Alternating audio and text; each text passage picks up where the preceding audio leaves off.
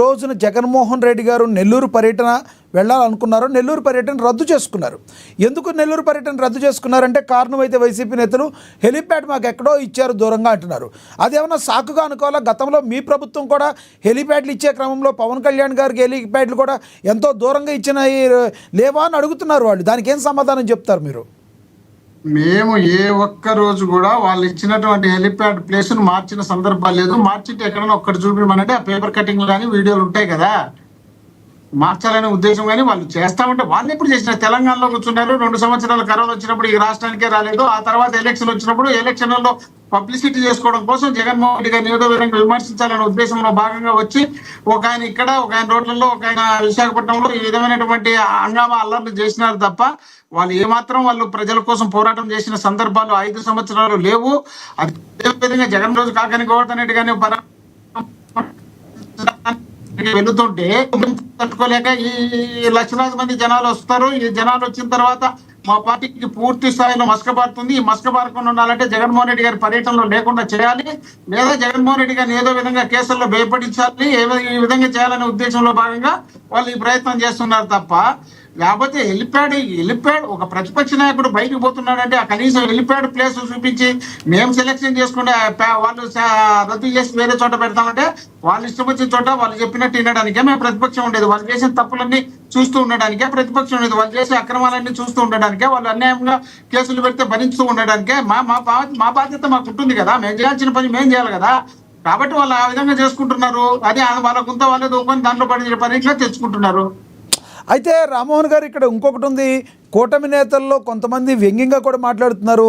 జగన్మోహన్ రెడ్డి గారు అలాగే కొంతమంది బ్యాచ్ ఎవరైతే ఉన్నారో వీళ్ళు జైలుకి వెళ్ళే వాళ్ళందరూ కూడా చాలామంది ఉన్నారు కాబట్టి రాజకీయ విశ్లేషకులు కూడా మాట్లాడుతున్నారు ఇలాంటి విషయాల్ని. ప్రధానంగా కూటమి నేతల కంటే కొంతమంది రాజకీయ విశ్లేషకులు మాట్లాడుతున్నారు. ప్రతి జైలు దగ్గరికి వెళ్ళి ఆ జైలుకి వెళ్ళే అవకాశం ఉంటుంది, జైలు దగ్గరలో హెలిప్యాడ్లు పెట్టించమంటారా అని అడుగుతున్నారు కొంతమంది రాజకీయ విశ్లేషకులు. ఏం చెప్తారు మీరు?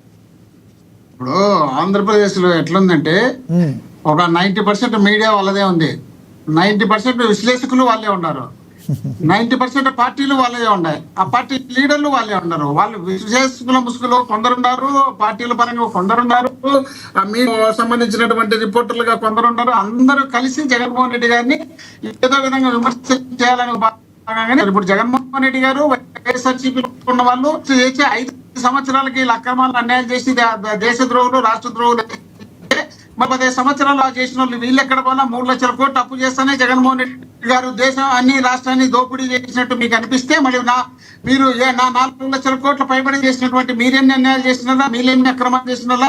3,30,00,000 కోట్లకే 2,70,000 కోట్ల రూపాయలు జనాలకు డైరెక్ట్ గా అందించినటువంటి జగన్మోహన్ రెడ్డి గారే తప్పు చేసి ఉంటే 4 లక్షల కోట్ల పైబడి అప్పు చేసినటువంటి మీరు ఒక్క పైసా కూడా జనానికి ఇవ్వకుండా పోయినటువంటి మీరెన్ని తప్పులు చేసి ఉండాలా?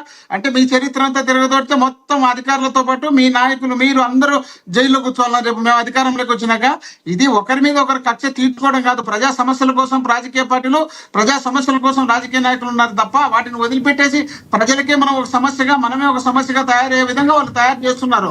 కాబట్టి ఆ విధమైనటువంటి పద్ధతి మంచిది కాదు. మీరు చేయాల్సింది మీరు చేయండి. మీరు చేత కాకపోతే మా చేతకాదని చేతులు ఎత్తేయండి. ప్రతిపక్షంగా మేము వాళ్ళకి ధైర్యాన్ని ఇచ్చాం, మేము ఓదార్చాం, ఆ తర్వాత వచ్చిన తర్వాత చేస్తామని చెప్పి చేస్తాం. గతంలో కూడా ఇదే విధంగా చేసినాం కదా. మీరు చేయలేకపోతే మేము జనానికి 1400 దాదాపు 2 సంవత్సరాలు పైబడి పాదయాత్ర చేసి 3,648 కిలోమీటర్లు పాదయాత్ర చేసి పాదయాత్ర ద్వారా జనాలను ఓదార్చి జనాలకు మానసిక ధైర్యాన్ని ఇచ్చి తర్వాత అధికారంలోకి వచ్చినాక బ్రహ్మాండంగా రాష్ట్రంలో ఉన్నటువంటి పేద బడుగు బలహీన వర్గాలకు జగన్మోహన్ రెడ్డి గారు సంక్షేమ కార్యక్రమాలు ప్రతి ఒక్కరికి ఇంటి దగ్గరికి అందించి శబాస్ జగన్మోహన్ రెడ్డి అనిపించుకున్నాడు కదా. అలాంటి ముఖ్యమంత్రిని పట్టుకొని మీరు దొంగలు, మేము దేశాన్ని ఉద్ధరించడానికి వచ్చినాం, మేము స్వతంత్ర సమరయోధులం, మా అంత నీతివంతులు లేరు, మా ఇంత నిజాయితీ